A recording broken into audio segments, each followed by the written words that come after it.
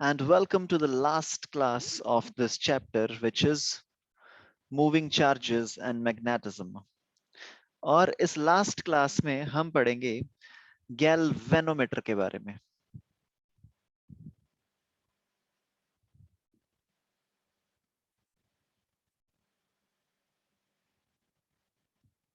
Okay, आज हम पढ़ेंगे गैल्वेनोमीटर के बारे में, which is an electrical device.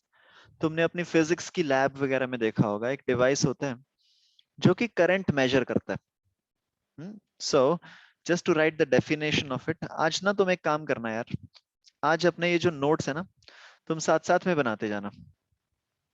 ठीक है, क्योंकि आज जो डायग्राम है इस गैल्वेनोमीटर की, हम कंस्ट्रक्शन और वर्किंग करेंगे. तो जो डायग्राम है ना, वो मैं नहीं बनाऊंगा, क्योंकि मैं बनाऊंगा ना तो 2D में मुझसे बन नहीं पाएगी, क्योंकि ये सारा 3D कॉन्सेप्ट है. तो इसलिए डायग्राम आज मैं तुम्हें एक वीडियो दिखाऊंगा, उसको ही देख देख के हम बनाएंगे जितना हमसे बन पाएगा. ठीक है, तो आज की क्लास में हमें जो डिवाइस के बारे में पढ़ना है, उस डिवाइस का नाम है गैल्वेनोमीटर. और गैल्वेनोमीटर में भी प्रिसाइजली हम जो चीज पढ़ने जा रहे हैं उसको हम बोलते हैं मूविंग कॉइल गैल्वेनोमीटर. हम मूविंग कॉइल गैल्वेनोमीटर की कंस्ट्रक्शन देखेंगे और इसकी वर्किंग देखेंगे और देखेंगे ये गैल्वेनोमीटर काम कैसे करता है. ठीक है जी. मूविंग कॉइल से तुम्हें समझ में आ रहा होगा कि कोई ना कोई कॉइल होगी. कॉइल का मतलब क्या है? जैसे मोर्टीन कॉइल होती है ना, तो तुमने देखा है उसको कॉइल क्यों बोलते हो? कॉइल मतलब कि जिसमें कंसेंट्रिक सर्कल्स हो, कि एक ऐसे है चक्कर, फिर ये दोबारा से, then again and again and again, so we call this as coil. अब जरूरी नहीं है कि ये कंसेंट्रिक सर्कल्स ही होने चाहिए, तुम इस तरीके से भी कॉइल बना सकते हो. ये तुम्हारी एक रेक्टेंगुलर कॉइल बन गई. ठीक है जी.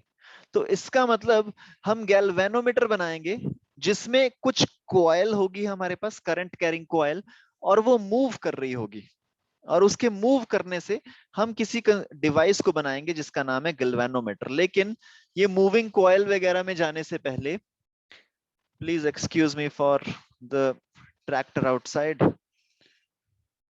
सो मूविंग कॉइल गैल्वेनोमीटर को समझने से पहले एक बार सिंपली गैल्वेनोमीटर समझ लें. गैल्वेनोमीटर होता क्या है? So galvanometer is an electrical device. Galvanometer is an electrical device that measures current in a wire. That measures current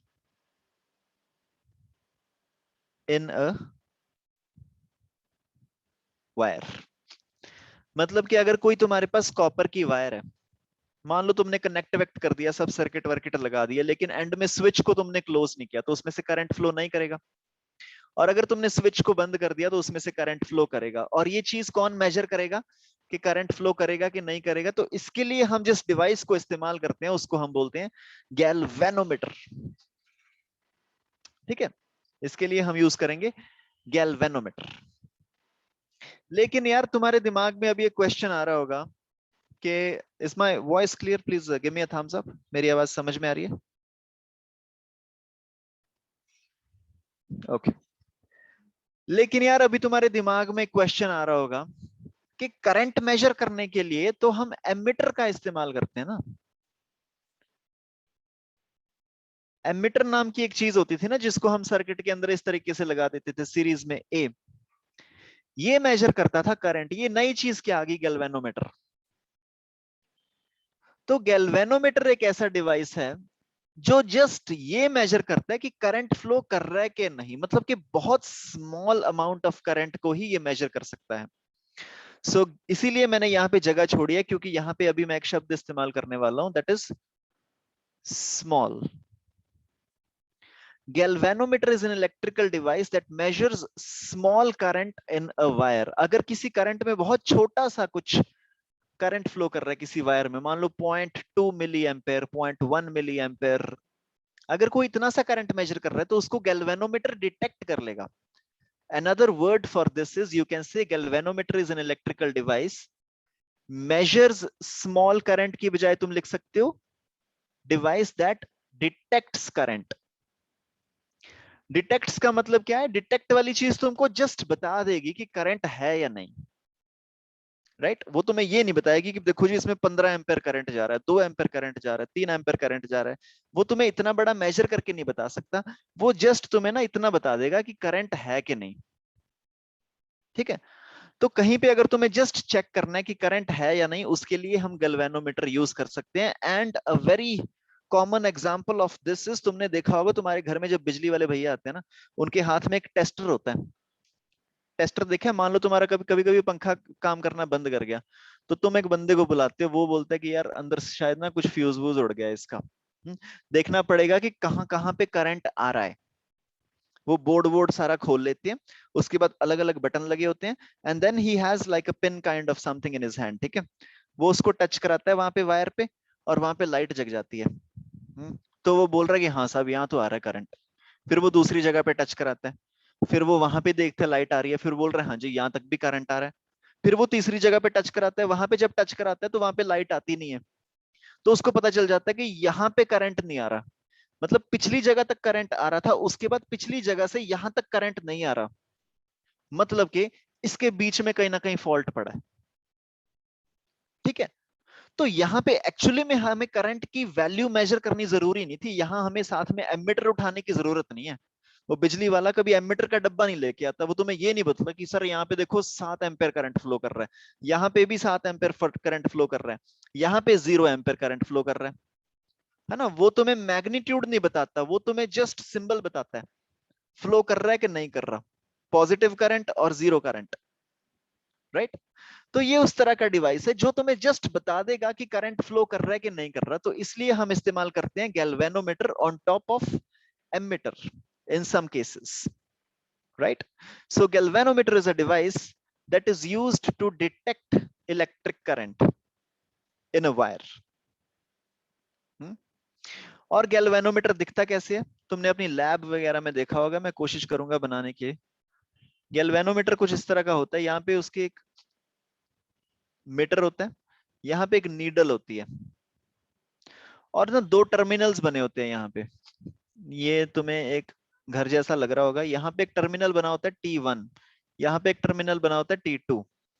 इन दोनों टर्मिनल्स पे तुम अपनी वायर टच करा दो, यहाँ पे एक वायर टच करा दो, यहाँ पे एक वायर टच करा दो, इनको यहाँ से तुमने बैटरी बैटरी से कनेक्ट कर रखा है इस तरीके से। जब तुमने इन टर्मिनल से वायर टच कराई, तो ये गैल्वेनोमीटर क्या करता है? डिफ्लेक्ट होना स्टार्ट हो जाता है, या तो लेफ्ट की तरफ घूम जाएगा इस तरीके से, या फिर राइट की तरफ घूम जाएगा इस तरीके से। और ये जो रीडिंग होती है ना, ये 0 से स्टार्ट होती है। कभी गैल्वेनोमीटर में चेक करके देखना, तुम्हारी लैब में पड़ा होगा। ये 0 से स्टार्ट होके ना यहाँ तक जाता है, मैक्सिमम ये जाता है 30 मिली एम्पेयर तक। यहाँ पे बिल्कुल बीच में, आई एम सॉरी, 0 यहाँ पे नहीं होता, 0 यहाँ पे होता। दिस इज 30 मिली एम्पेयर, और यहाँ पे -30 मिली एम्पेयर। ये डिटेक्ट करेगा कि करंट की पोलैरिटी क्या है, मतलब कि ये पॉजिटिव है या फिर ये पॉजिटिव है, और कितना करंट फ्लो कर रहा है। और बहुत ही छोटी वैल्यू मेजर कर सकता है ये 30 मिली एम्पेयर तक की। अगर इसी की जगह हमने एमीटर लिया होता, तो एमीटर में यहाँ पे 0 होता और यहाँ पे कितना होता? 30 एम्पेयर। एमीटर मेजर करता है तुम्हारे बड़े बड़े करंट, और गैल्वेनोमीटर मेजर करता है छोटे छोटे करंट। और इन अदर वर्ड्स, मेजर तो ये करता ही नहीं है, ये जस्ट डिटेक्ट करता है कि भाई कोई करंट है भी कि नहीं है, right? So this is what galvanometer is, and this is why we use galvanometer. अब इसको समझने से पहले इसका प्रिंसिपल देखते हैं कि ये किस प्रिंसिपल पे काम करता है। इसका हम कंस्ट्रक्शन वर्किंग सारा कुछ देखेंगे। अभी एक वीडियो देखेंगे हम, उसमें इसमें इसकी कंस्ट्रक्शन और वर्किंग समझाई है। लेकिन इसका जो मेन प्रिंसिपल है ना, इसका मेन प्रिंसिपल है जो हमने कल की क्लास में पढ़ा था,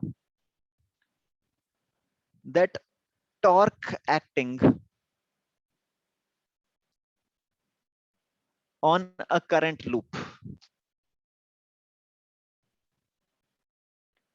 Torque acting on a current loop which is placed in a magnetic field. किसी मैग्नेटिक फील्ड के अंदर तुमने अगर किसी करंट कैरिंग लूप को रख दिया, तो उस पे टॉर्क लगती है जिसकी वैल्यू होती है B cross M, I am sorry, M cross B. Torque acting on a current loop in a magnetic field is M cross B. इस प्रिंसिपल को यूज करके हम बनाएंगे एक गैल्वेनोमीटर जो डिटेक्ट करेगा कि करंट फ्लो कर रहा है या नहीं। करेक्ट। अब तुम्हारे दिमाग में ऑलरेडी वैसे आ ही गया होगा हम क्या करने वाले हैं। किसी मैग्नेटिक फील्ड के अंदर मान लो कोई मैग्नेटिक फील्ड है, इस तरीके से जा रही है। किसी मैग्नेटिक फील्ड के अंदर एक करंट कैरिंग लूप रख देंगे इस तरीके से, जिसमें करंट जा रहा है। और हमें पता है अगर इस करंट कैरिंग लूप का जो मैग्नेटिक डाइपोल मोमेंट है m, जब उसका एंगल मैग्नेटिक फील्ड b के साथ थीटा होता है तो इस पे जो फोर्स लगती है टॉर्क की force, that is m cross b। तो हम चेक कर लेंगे इस पे कितनी टॉर्क लग रही है। जितनी इसके ऊपर टॉर्क लग रही है मतलब कि उतना ही इस वायर में से करंट फ्लो कर रहा है, राइट। क्योंकि तुम्हारा m उतना ज्यादा होगा जितना ज्यादा करंट होगा। m क्या होता है? I into area. एरिया तो इस वायर का सेम ही रहेगा, एक बार जो वायर चुन ली। अगर हम ज्यादा करंट पास करेंगे तो m ज्यादा बड़ा हो जाएगा। m क्योंकि जब ज्यादा बड़ा हो गया तो इसमें ज्यादा डिफ्लेक्शन होगी क्योंकि ज्यादा टॉर्क प्रोड्यूस होगा। हाँ? तो हम करंट को इंक्रीज करेंगे और करंट इंक्रीज होने पे तुम्हारी टॉर्क की वैल्यू बढ़ जाएगी। टॉर्क की वैल्यू बढ़ने की वजह से ये ज्यादा घूम जाएगा। बेसिकली फंडा तुमको समझ में आ गया होगा। तो इसका जो प्रिंसिपल है वो ये है कि कोई करंट कैरिंग लूप जो होता है उसको अगर हम किसी मैग्नेटिक फील्ड में रख दें, उस मैग्नेटिक फील्ड में उसके ऊपर एक टॉर्क लगता है। ठीक है जी।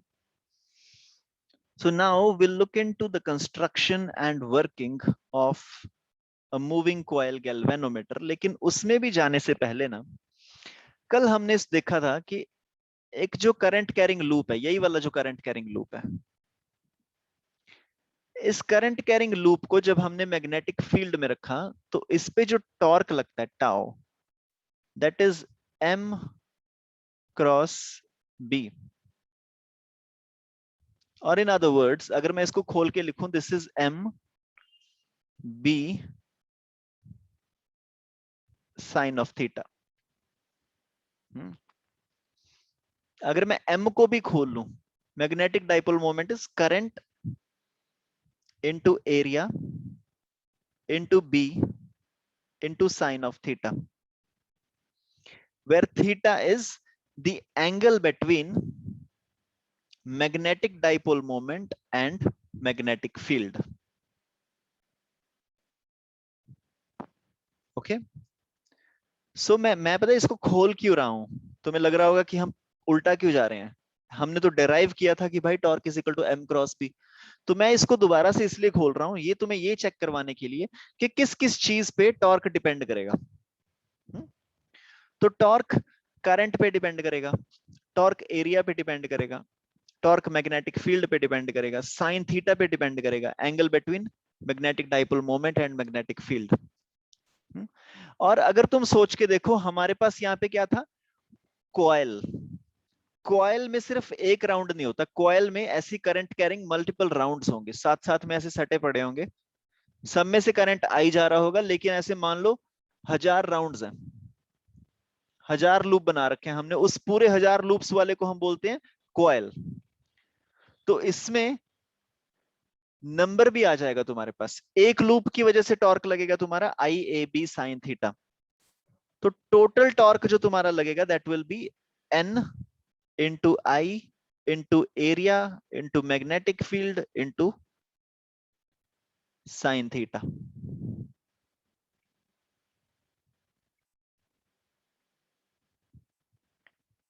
तो जो टोटल टॉर्क लगेगा that will be depending upon these values, number of turns, current in the wire, area of the wire, magnetic field, sine theta. काफी चीजें हैं यहाँ पे, है ना। ओके। सो ये जस्ट मैंने तुमको एक बेसिक सी इंट्रोडक्शन दी है कि टॉर्क वो इन सारी चीजों पे डिपेंड करेगा। ओके। और टॉर्क ही डिसाइड करेगा कि वो ऑब्जेक्ट कितना घूमेगा। मान लो तुमने टॉर्क लगाया 1 न्यूटन मीटर, टॉर्क की यूनिट क्या होती है? Newton metre. अगर तुमने 1 न्यूटन मीटर लगाया तो मान लो ये नीडल जो हम लगाएंगे वो घूम गई 1 डिग्री। अगर तुमने 2 न्यूटन मीटर लगाया तो तुम्हारी नीडल घूम जाएगी 2 डिग्री। अगर तुमने 3 न्यूटन मीटर लगाया तो तुम्हारी नीडल घूम जाएगी 3 डिग्री। अगर तुमने x न्यूटन मीटर लगाया तो तुम्हारी नीडल घूम जाएगी x डिग्री। मतलब कि योर डिग्री, कितना तुम घूमोगे, is directly proportional to the torque applied. कितना घूमोगे is directly proportional to the torque applied. या फिर तुम ये बोल सकते हो कि कितना नीडल घूमेगी will be equal to a constant times torque.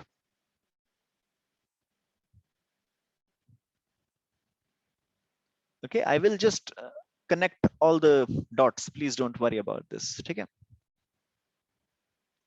सो कितना डिग्री हम घूमेंगे, गैल्वेनोमीटर की जो नीडल है वो कितने डिग्री घूमेगी विल डिपेंड अपॉन कितना हमने टॉर्क लगाया।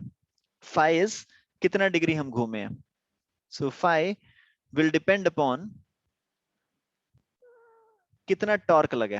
सो phi will be equal to K times कितना टॉर्क लगा, या और कितना टॉर्क लगा वो तो हमको पता ही है। Phi will be equal to K times, torque की वैल्यू किस किस चीज पे डिपेंड करती है? Number of turns, current flowing, area of the wire, magnetic field of the wire into sine of theta. तो कितने डिग्री हमारी नीडल घूमेगी will depend upon a lot of factors. के तो हमेशा कांस्टेंट रहेगा, एन भी हमेशा कांस्टेंट रहेगा। एक बार कॉइल में तुमने फिक्स कर दिए एन टर्न्स तो फिक्स हो गए। करंट हमारे हाथ में है, करंट को हम बढ़ा सकते हैं, कम कर सकते हैं।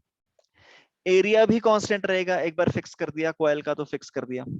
मैग्नेटिक फील्ड भी कांस्टेंट रहेगा, एक बार फिक्स कर दिया तो कर दिया। साइन थीटा हम चेक कर सकते हैं। एक बार जब कॉइल घूमने लग जाएगी तो मैग्नेटिक डाइपोल मोमेंट की डायरेक्शन भी चेंज होगी। मैग्नेटिक डाइपोल मोमेंट की डायरेक्शन चेंज होने की वजह से साइन थीटा भी परहैप्स हमारा चेंज होना स्टार्ट हो जाए।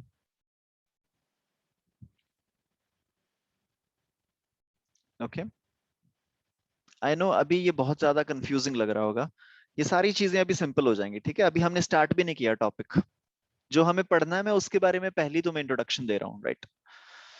सो एक और चीज होती है यार, जैसे हमारा बार मैग्नेट होता है ना, मैं ना इसको पीसीज में पढ़ा रहा हूँ तुमको। अभी हम सारे पीसीज को इकट्ठा करके जोड़ देंगे। पहले मैं जस्ट तुम्हें पीसीज पीसीज में पढ़ा रहा हूँ, अलग अलग कॉन्सेप्ट्स। मान लो एक यहाँ पे नॉर्थ पोल है तुम्हारे पास, और मान लो यहाँ पे तुम्हारे पास एक साउथ पोल है मैग्नेट का। तो इसमें जो मैग्नेटिक फील्ड है वो तुम्हारा इस तरीके से फ्लो करेगा, north to south. Out of the magnet it goes from north to south. तो अगर मैं बार मैग्नेट को थोड़ा सा बदल के ना यहाँ पे एक सर्कल लगा दूं, दिस इज माय नॉर्थ पोल,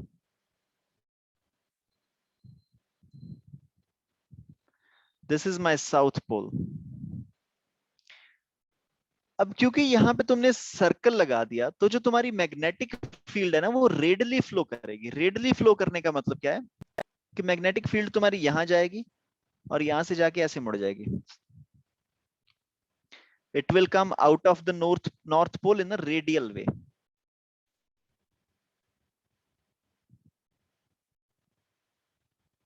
यहां से तो सीधा ही निकल जाएगी, क्योंकि ये तो सीधा ही है। ठीक है, इसमें तो कुछ चेंज नहीं आया। लेकिन जो यहां से लाइन आएगी वो ऐसे मुड़ जाएगी, जो यहां से लाइन आएगी वो इस तरीके से मुड़ जाएगी, राइट?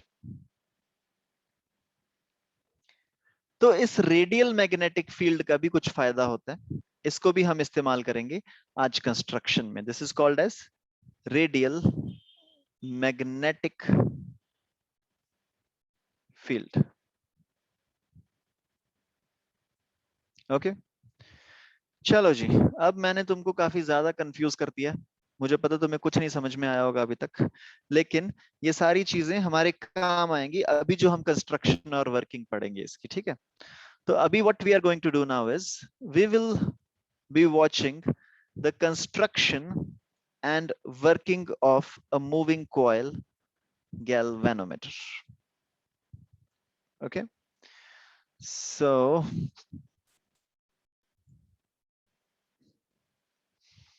अच्छा जी, चलो सबसे पहले तो हमारे पास यहाँ पे क्या है, वी हैव टू मैग्नेट्स। तुम्हें उसका दिख रहा होगा नॉर्थ पोल और साउथ पोल, और ये हमने इस तरीके से बनाए हैं कि जो इसका मैग्नेटिक फील्ड है वो रेडियली फ्लो कर रहा है। मैग्नेटिक फील्ड नॉर्थ से साउथ की तरफ सीधा सीधा नहीं जा रहा, मतलब कि ये बार मैग्नेट सीधा सीधा नहीं बने हुए, ये मैग्नेटिक फील्ड रेडियली ट्रेवल कर रहा है, जिसकी हम अभी थोड़ी देर पहले बात कर रहे थे।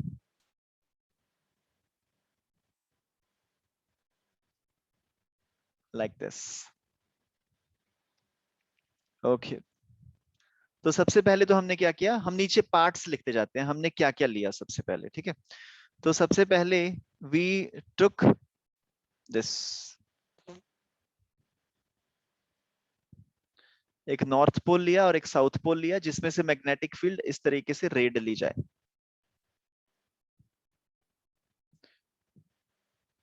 ओके, तो दूसरी चीज देखें हमने क्या ली, दूसरी चीज शायद हमने एक कॉइल लिया, कॉपर की वायर है ये।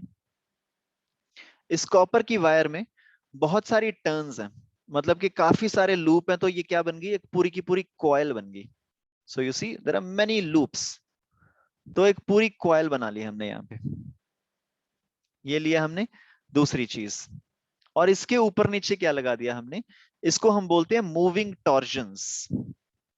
यहाँ पे तुम्हें दिख रहा होगा ऊपर नीचे, ये ब्लैक कलर के जो हमने लगाए हैं ये गोल गोल हैं, ये घूम सकते हैं, इनको हम बोलते हैं मूविंग टॉर्जन्स। सो दूसरी चीज जो हमने ली थी यहाँ पे, हमने लिया था एक कॉपर की कॉइल, और इसको कनेक्ट इस तरीके से किया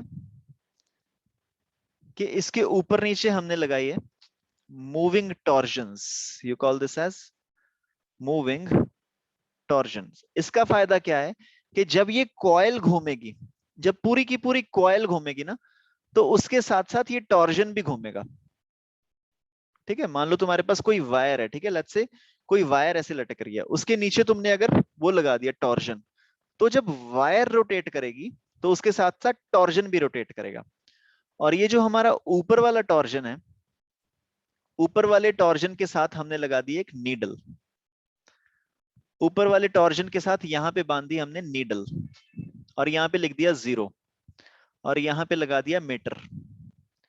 तो जैसे ये कॉइल रोटेट करेगी, टॉर्क लगेगा, कॉइल के ऊपर टॉर्क लगेगा, कॉइल रोटेट करेगी, रोटेट करने के साथ साथ इसके साथ ये टॉर्जन भी रोटेट करेगा, टॉर्जन रोटेट करेगा तो उसके साथ साथ ये नीडल भी रोटेट करेगी, है ना। हम देखो पहले करंट पास नहीं करेंगे, अगर करंट पास नहीं किया तो टॉर्क 0 लगेगा, कॉइल रोटेट नहीं करेगी, टॉर्जन भी रोटेट नहीं करेगा, नीडल विल शो 0, मतलब कि 0 करंट। फिर हमने करंट पास कराया, कॉइल रोटेट करेगी, टॉर्जन भी रोटेट करेगा, उसके साथ साथ नीडल रोटेट करेगी, और ये नीडल आ जाएगी यहाँ पे। Right, getting this no? Please बता दो एक बार यार, give me a thumbs up, then will go ahead. Okay, so will understand the next part के, और क्या लेंगे हम, तीन चीजें लिए हैं हमने अभी तक, ठीक है, मैं वापस जा रहा हूं एक बार। सो हमने सबसे पहले लिया एक मैग्नेट, उसको इस तरीके से डिजाइन किया ताकि मेरी मैग्नेटिक फील्ड रेडियली आए, नॉर्थ पोल से रेडियली निकल के साउथ पोल की तरफ जाए, इसको हम बाद में देखेंगे क्यों किया। फिर उसके बाद एक कॉइल लिया, फिर उसके बाद हमने टॉर्जन्स लिए दो, कॉइल को बांध दिया टॉर्जन्स के साथ, मूवेबल टॉर्जन्स बोलते हैं इनको, ताकि ये घूम सके इस तरीके से। देखो देखो देखो, देखा था, जब कॉइल घूम रही है ना, कॉइल के साथ साथ टॉर्जन भी घूमता है, राइट। इसलिए हमने लिया इसको मूवेबल टॉर्जन, और टॉर्जन के साथ हमने बांध दिया एक नीडल। चलो जी, so I will play the video after this.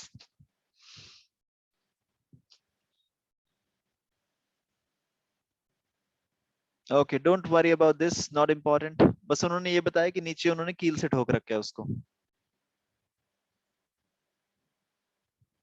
Okay okay okay okay okay okay and this coil is wound round a cylindrical brass.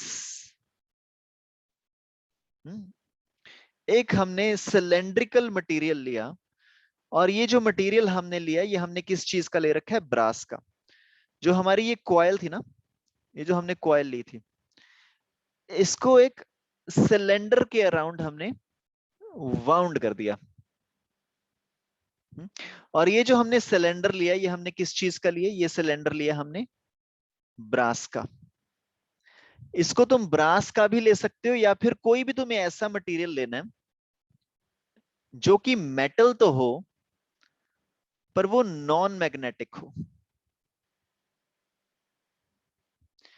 एक मटेरियल तुमको ऐसा लेना है which is metallic in nature but non magnetic. तो हमने यहां पे लिया brass which is metallic but non magnetic, और उस सिलेंडर के ऊपर हमने अपनी वायर को ऐसे बांध दिया। ठीक है, अभी हम कंस्ट्रक्शन देख लेते हैं पूरी, फिर आगे बात करेंगे। ठीक है, और इसको हमने इस तरीके से प्लेस कर दिया जी। ठीक है, बहुत ही ध्यान से देखना क्या किया मैंने। मैं इसको 2D में क्यों नहीं पढ़ा रहा हूं पेपर पे, क्योंकि पेपर पे हम इसको बना ही नहीं पाएंगे कभी भी। इसको इस तरीके से रखा है।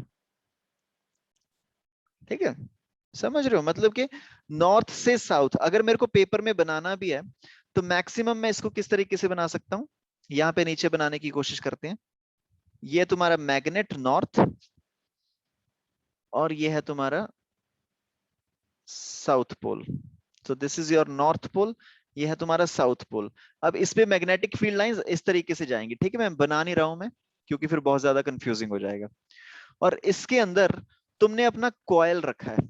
अब कॉइल को तुम्हें बनाना है इस तरीके से।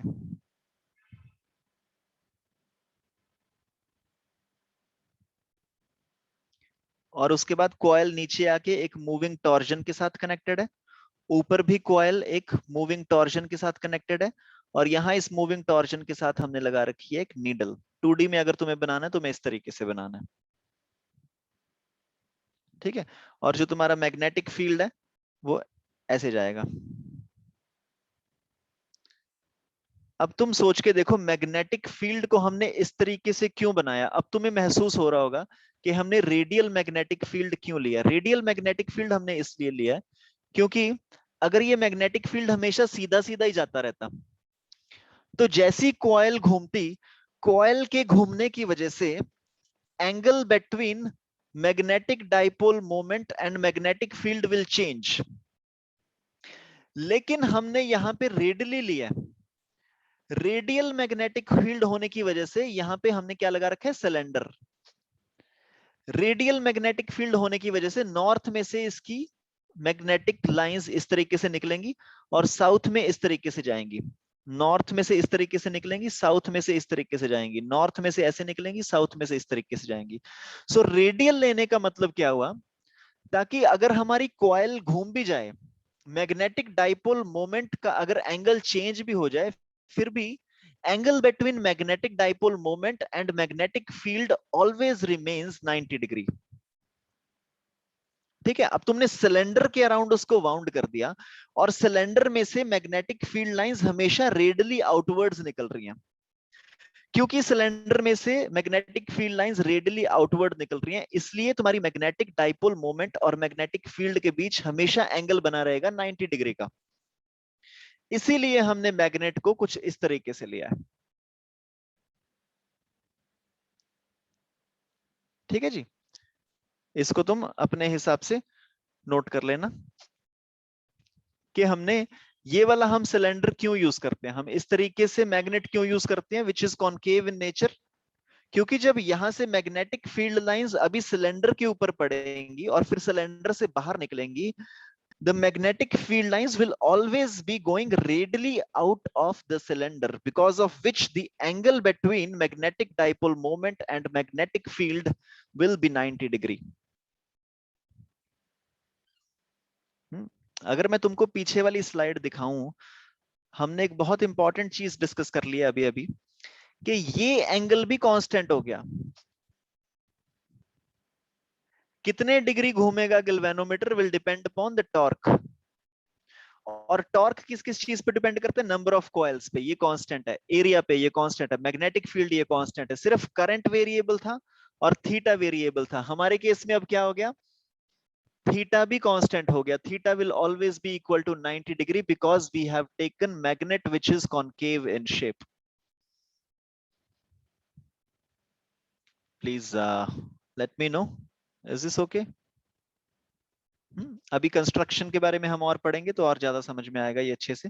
लेकिन फिलहाल के लिए तुम इतना समझ लो कि हमने कॉनकेव क्यों लिया मैग्नेट को, सो दैट कॉनकेव लेने की वजह से हमारा मैग्नेटिक डाइपोल मोमेंट और मैग्नेटिक फील्ड के बीच में angle is always equal to 90 degrees. Right, अब हम कंस्ट्रक्शन को देखेंगे आगे। ओके सो आओ देखो, यहां से देखो जी तुम, magnetic field radially outwards. Magnetic field enter कर रही है सिलेंडर के साथ और बाहर जा रही है सिलेंडर से। रेडली इन अंदर जा रही है, रेडली आउट बाहर जा रही है। And angle between magnetic dipole moment and magnetic field is always equal to 90 degree. Okay, उसके साथ हमने बांध रखी है एक नीडल। मूविंग टॉर्जन के साथ हमने बांध रखी है एक नीडल। ऊपर वाला जो मूविंग टॉर्जन है उसके साथ बांध रखी है नीडल, और जो दोनों ऊपर नीचे टॉर्जन्स है हमारे, उनके साथ हमने लगा दिए दो टर्मिनल्स। जो हमारे दो ऊपर नीचे हमने टॉर्जन लगा रखे हैं उनके साथ हमने लगा दिए दो टर्मिनल्स। हमारी मतलब कि जो दो वायर्स हैं, करंट वाली वायर्स, उनको हम कनेक्ट करेंगे उन दोनों टर्मिनल्स पे। ठीक है,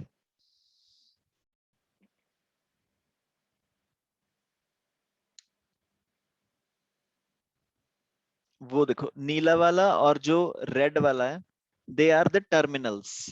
वहां से हम करंट सप्लाई करेंगे। अभी हम बनाएंगे इसको, 2D में भी बनाएंगे। ठीक है, ये लैब में तुमने देखा होगा कुछ इस तरीके से दिखता है। 30 मिली एम्पर तक ही जाता है करंट इसका।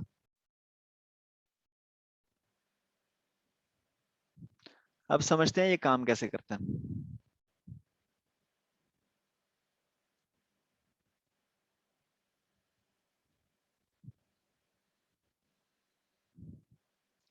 देखो जी, रेडली आउटवर्ड जा रहा है मैग्नेटिक फील्ड, और उस मैग्नेटिक फील्ड के अंदर रख दी हमने एक करंट कैरिंग कॉइल। तो अभी तो उसमें कोई करंट पास नहीं हो रहा, हमने करंट को पीछे से चलाया नहीं है, तो करंट को पास नहीं हो रहा मतलब कि कोई भी इस पे टॉर्क नहीं लग रहा, बिल्कुल भी इस पे टॉर्क नहीं लग रहा। लेकिन जैसे ही हमने, अब ये हरा वाला जो तुमको एरो दिख रहा है ना, अब हमने करंट पास करवा दिया in the direction A B C D. जैसे ही हमने करंट पास करवाया, इस ABCD मूविंग कॉइल के ऊपर एक टॉर्क लगेगा। According to Fleming's left hand rule, ये एक टॉर्क प्रोड्यूस करेगा। लेफ्ट वाली वायर अंदर को जाएगी, राइट वाली वायर बाहर को जाएगी, और इस पे लगेगा एक टॉर्क। उस टॉर्क की वजह से ये जो हमारा मूविंग कॉइल है ये घूमना स्टार्ट कर देगा, और इसके घूमने की वजह से इसके साथ साथ जो ऊपर टॉर्जन लगे हुए हैं वो टॉर्जन भी घूमना स्टार्ट कर देगा, और टॉर्जन के साथ साथ हमारी नीडल भी घूमना स्टार्ट कर देगी।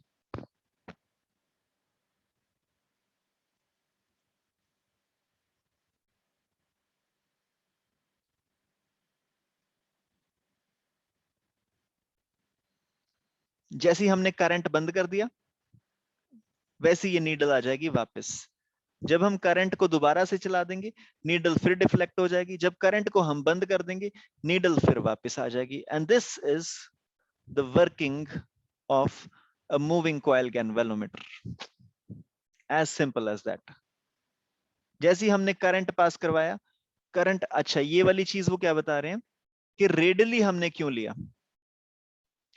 हमने यहाँ पे कॉनकेव क्यों लिया मैग्नेट्स को? कॉनकेव हमने इसलिए लिया ताकि हमारा जो मैग्नेटिक फील्ड है वो रेडली हो जाए। मैग्नेटिक फील्ड अगर रेडल हो गया तो उसकी वजह से हमारा थीटा हमेशा 90 डिग्री बरकरार बना रहेगा। थीटा अगर 90 डिग्री हमारा कांस्टेंट बना रहा तो साइन थीटा हमारा हमेशा 1 रहेगा। So the magnetic field is always at an angle of 90 degree with magnetic dipole moment. तो जो टॉर्क यहाँ पे एक्ट करेगा, कोई बता सकता है टॉर्क यहाँ पे कितना एक्ट करेगा? टॉर्क जो यहाँ पे एक्ट करेगा वो हमने अभी अभी डिस्कस किया था. Torque acting will be equal to this value. Torque acting will be number of coils, कितने राउंड्स हमने वाउंड किए हैं, into current, into area, into magnetic field, into sine theta. NIAB sin theta will be the torque acting on this wire. NIAB sin theta will be the torque acting. तो मैं नहीं दिखाई दे रहा ना, एक सेकेंड. So ये जो हमने अभी अभी डिस्कस किया था पिछली स्लाइड में, NIAB sin theta. So NIAB sin theta will be the torque acting on this coil. तो हम एक बार चेक करते हैं इन्होंने कैसे किया. Torque acting on this coil will be equal to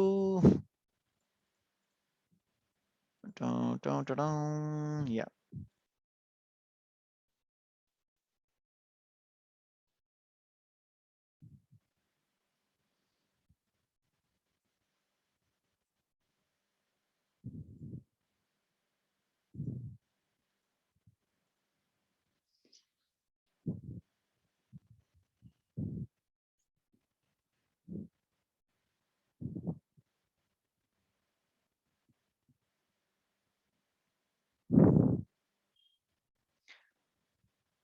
NIAB sin theta. अब टॉर्क तुम्हारा कितना है? NIAB sin theta. और जितना टॉर्क लगेगा उतना डिग्री नीडल घूमेगी. तो मतलब नीडल के घूमने की जो क्षमता है वो किस किस चीज पे डिपेंड कर रही है? N पे डिपेंड कर रही है. N तो हमने कांस्टेंट ही कर दिया, एक बार कॉइल को घुमा दिया N बारी, तो N कांस्टेंट है. करंट पे डिपेंड कर रही है, करंट हम पे डिपेंड कर रहा है कि हम करंट को कितना पास करेंगे. एरिया ऑफ द कॉइल पे डिपेंड कर रहा है, एक बार अगर कॉइल हमने घुमा दी उसकी लेंथ और ब्रेड्थ फिक्स होगी तो एरिया भी उसका फिक्स हो गया. मैग्नेटिक फील्ड पे डिपेंड करता है, एक बार हमने magnetic field north pole south pole का फिक्स कर दिया तो वो भी कांस्टेंट हो गया. साइन थीटा पे डिपेंड करता है, और थीटा भी हमने यहाँ पे कांस्टेंट कर दिया. किस तरीके से? कनकेव मैग्नेट्स को लेके हमने थीटा को भी कांस्टेंट कर दिया. Theta is always equal to 90 degree. अब अगर तुम ध्यान से देखो यहाँ पे टॉर्क जिस जिस चीज पे डिपेंड कर रहा है उसमें से सिर्फ एक ही वेरिएबल बच गया, वो है करंट. करंट ज्यादा पास करेंगे टॉर्क ज्यादा लगेगा, करंट कम पास करेंगे टॉर्क कम लगेगा. करंट को जीरो कर देंगे टॉर्क लगेगा ही नहीं, करंट को थोड़ा बढ़ा देंगे टॉर्क बढ़ जाएगा. और टॉर्क डिसाइड करेगा कि कितना डिग्री ये घूमेगा. मतलब कि अब तुम्हारे नीडल की जो घूमने की क्षमता है that is directly proportional to the current passed in the loop, where N is the number of turns, I is the current, A is the area, theta is the angle between magnetic dipole moment and the magnetic field. Okay, magnetic dipole moment and magnetic field.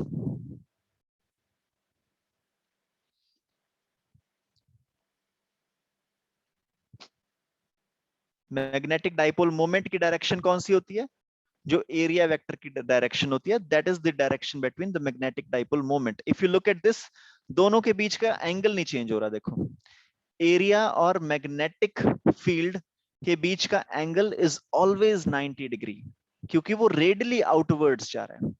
जहां भी तुम्हारा area घूमेगा magnetic field will always be at an angle of 90 degree, क्योंकि तुम्हारा magnetic field हर direction में बाहर निकल रहा है, इसलिए theta is constant 90 degrees.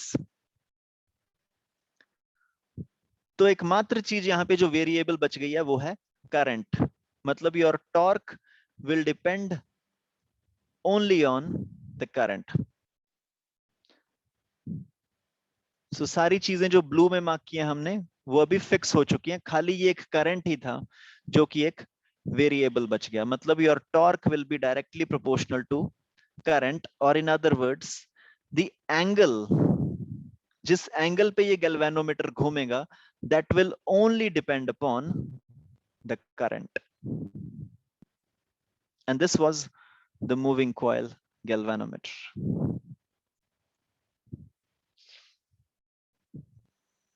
Okay, I hope तुमको थोड़ा थोड़ा सा क्लियर हो गया होगा, लेकिन फिर भी हम इसको एक बार 2D में बनाने की कोशिश करेंगे, क्योंकि हमें तो बोर्ड के पेपरों में एग्जाम में बना के आना पड़ेगा इसको, ठीक है। तो इसकी कंस्ट्रक्शन में तुम लिखना कि सबसे पहले हम लेंगे कॉनकेव मैग्नेटिक पोल्स को, यहां पे हम लेंगे एक नॉर्थ पोल और यहां पे लेंगे हम एक साउथ पोल। और ये हमने कॉनकेव क्यों लिया, ताकि तुम्हारा जो मैग्नेटिक फील्ड की डायरेक्शन है वो इस तरीके से आए, radially out from the north pole, radially in into the south pole. Okay, और यहां पे तुमने क्या लिया, एक कॉइल लिया which is having n turns, a coil of n turns which is wound round a cylinder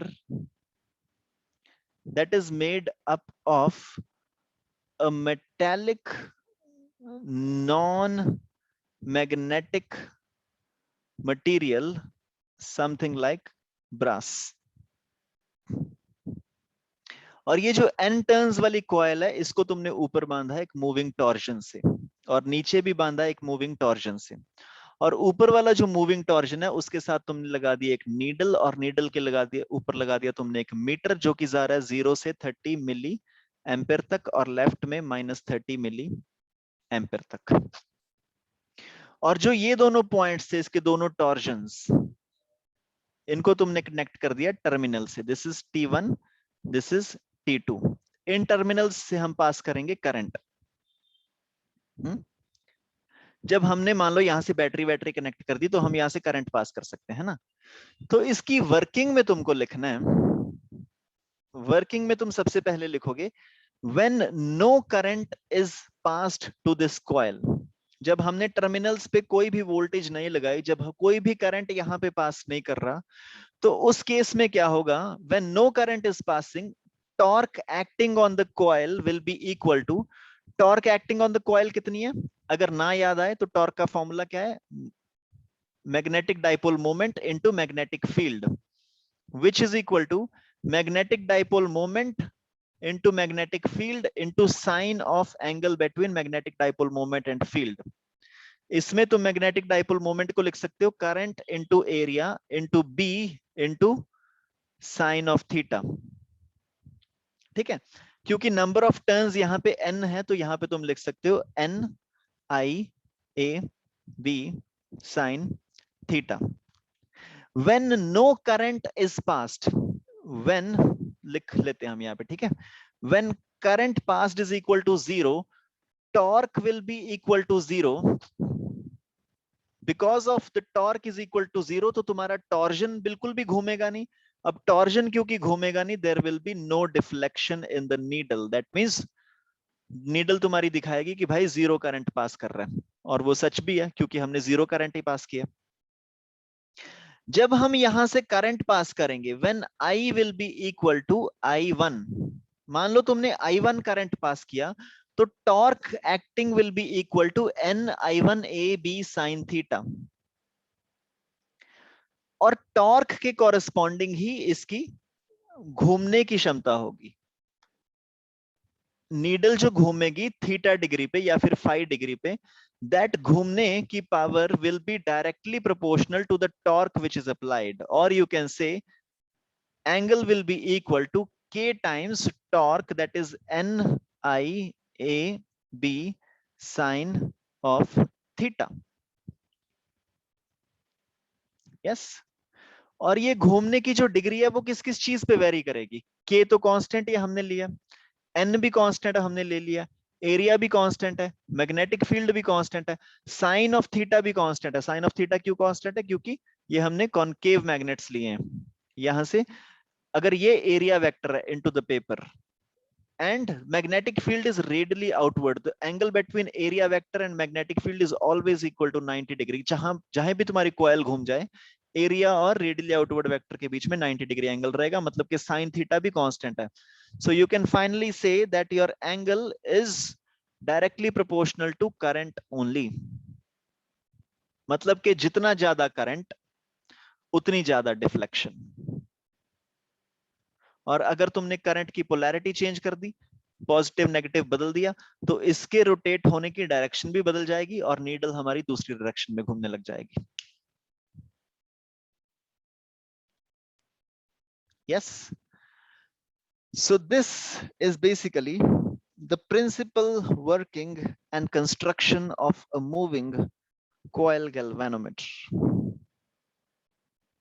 इसको अगर तुम अलग अलग बुक से देखोगे, तुम्हें अलग अलग तरीके की डायग्राम मिलेगी, अलग अलग तरह की लैंग्वेज मिलेगी, अलग अलग तरीके से समझाया गया इसको। लेकिन ये बहुत ही एक कंफ्यूजिंग टॉपिक है जो नॉर्मली बच्चों को नहीं समझ में आता। आई होप मैंने तुमको थोड़ी सी क्लैरिटी दी होगी इस टॉपिक के बारे में, that how a moving coil galvanometer works. Please give me a thumbs up अगर थोड़ा बहुत समझ में आया तो। And now what you need to do is, I will be sending across this video to you. You will have to make notes of this। Moving coil galvanometer board के लिए बहुत इंपॉर्टेंट टॉपिक है। IIT JEE NEET वगैरह में इसके question बहुत कम आते हैं, लेकिन बोर्ड के लिए बहुत इंपॉर्टेंट है। कई बार सीधा सीधा 5 नंबर का क्वेश्चन तुमसे पूछ लिया जाता है कि how a moving coil galvanometer works, right? So then you have to write all this. Alright, तो आज की क्लास में बस इतना ही।